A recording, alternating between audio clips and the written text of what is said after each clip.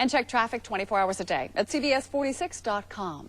A lot of kids are probably going to get video games or those internet-capable mobile phones this holiday season, and many parents may not be ready for the challenges this brings. Dan Rauzi is the Senior Director of Technology Programs for the Boy and Girls Clubs of America. Good afternoon. Thank you so much for being with us. Thank you for having me. First, let's talk about gaming tips for parents. We know there are games in every home, probably in the viewing area.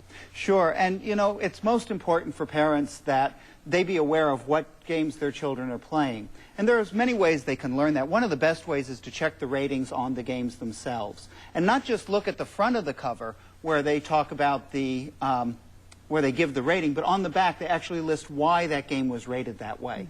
So you can find out what the content is. So educate yourself. Educate yourself first off, and make sure you know what your children are playing, how they're using games, not only at your house, but also at their friend's house as well. Would you suggest maybe sitting down playing a game with your children? It's the best way to learn what your children are doing. First of all, chances are they're going to win, which is actually not a bad thing.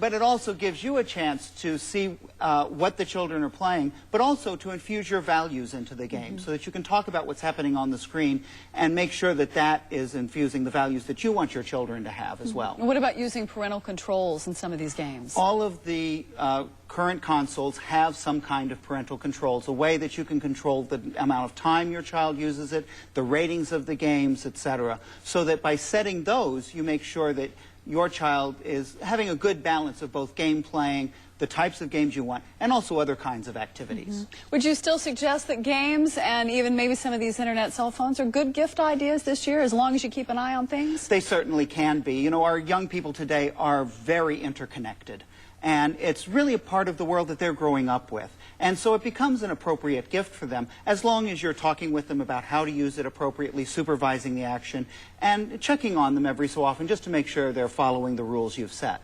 Well, Dan Rauzi, thank you so much for your time today. We appreciate your expertise. Still ahead on CBS 46 News at 4.